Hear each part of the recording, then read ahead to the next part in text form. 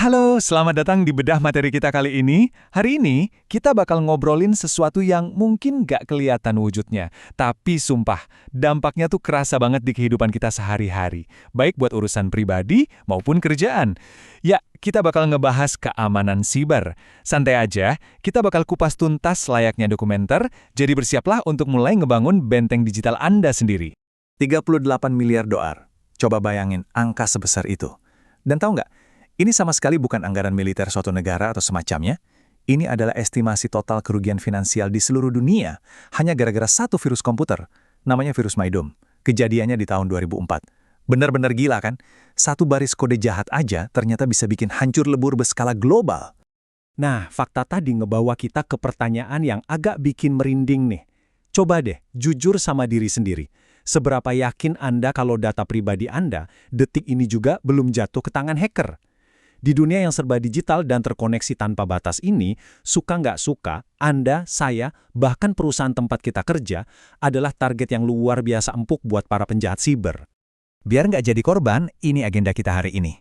Kita mulai dari melihat ancaman di sekitar kita, lalu apa sih yang sebenarnya harus dilindungi, apa saja senjata utama peretas, gimana manipulasi psikologis dan phishing itu bekerja, strategi pertahanan dan respons kalau sampai kebobolan, dan ditutup dengan langkah aman Anda selanjutnya.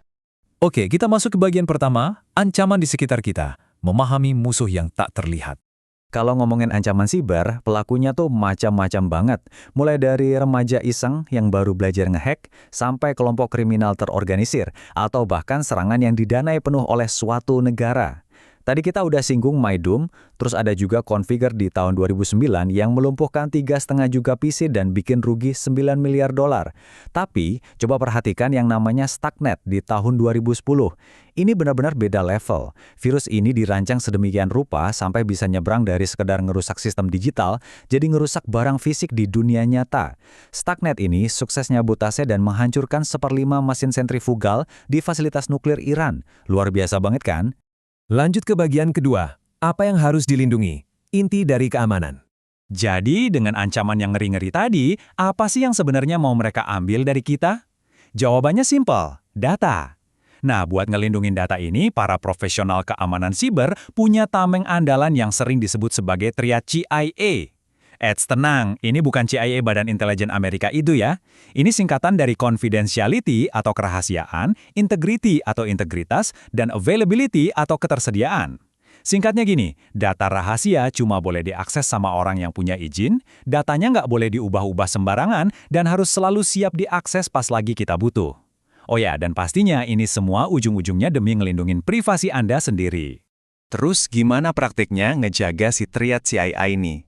Gini, coba bayangin Anda punya dokumen yang super-duper rahasia. Pertama, pasti Anda masukin dokumen itu ke berangkas baja yang kuat dong. Nah, ini namanya enkripsi. Kedua, berangkasnya Anda taruh di dalam ruangan khusus yang dikunci rapat. Ini analogi buat keamanan jaringan. Dan ketiga, siapapun yang mau masuk ke ruangan itu wajib scan sidik jari dulu. Nah, ini yang kita sebut autentikasi. Konsep cerdas ini dikenal sebagai pertahanan berlapis. Jadi kalau si penjahat berhasil ngejebol satu lapis, ya mereka masih harus pusing mikirin cara nembus tembok pertahanan tebal berikutnya. Bagian ketiga, senjata utama peretas, kode versus psikologi.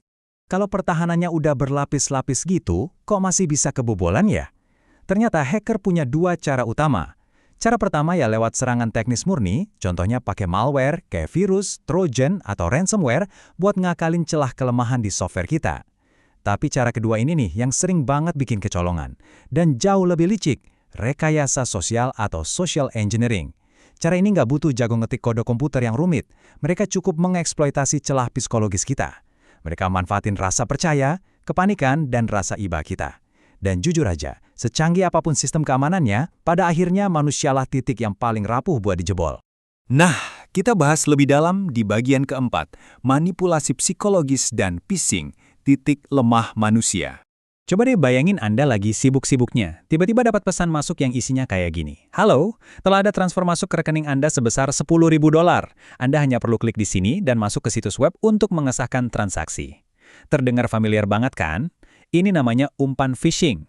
Pesan ini tuh sengaja dirancang buat mancing keserakahan sekaligus kepanikan kita. Kalau lagi buru-buru, gampang banget kita refleks ngeklik. Sekalinya Anda masukin password di web palsu itu, kelar deh. Hacker langsung ambil alih kendali penuh atas akun bank Anda saat itu juga. Dan cara mereka mancing korban ini beda-beda skalanya. Persis kayak orang lagi mancing ikan beneran. Kalau phishing biasa, itu ibarat mereka nebar jaring raksasa ke seluruh lautan internet secara acak. Ngarep ada sebagian kecil yang nyangkut. Tapi ada juga spear phishing, nah ini jauh lebih tajam. Serangannya benar-benar tertarget, mereka riset dulu dan pura-pura jadi bos atau rekan kerja yang Anda kenal. Terus ada whaling, dari namanya aja udah ketebak ya, ini ngincer paus alias petinggi perusahaan yang beresiko tinggi dan para CEO. Terakhir ada phishing, ini phishing yang dilakuin lewat omongan langsung, lewat telepon, atau lewat SMS ke HP Anda. Sekarang kita masuk ke bagian kelima, strategi pertahanan dan respons, manajemen insiden. Pertanyaannya, gimana kalau amit-amit sistemnya udah beneran kebobolan dan alarm bahaya udah nyala? Apa yang harus dilakuin sebuah organisasi? Panik? Tentu nggak dong. Mereka tuh punya prosedur yang sangat metodis, namanya incident response. Pertama, mereka ngelakuin triase, ini buat ngecek siapa, apa, kapan, dan di mana serangan ini terjadi. Kedua, pengekangan yang cepat, ibarat nutup pintu air biar virusnya nggak nyebar kemana-mana. Ketiga, baru deh investigasi forensik buat nyari tahu asal-muasal masalahnya dan ngumpulin bukti. Dan terakhir, fase pemulihan buat mastiin sistem dan bisnis bisa jalan normal lagi dengan aman. Oh iya, ada satu fakta krusial soal manajemen insiden ini yang perlu banget kita maklumin bareng. Pas lagi di tahap pengekangan tadi, prioritas utama tim IT adalah menghentikan penyebaran serangannya, bukan mikirin kenyamanan kerja kita.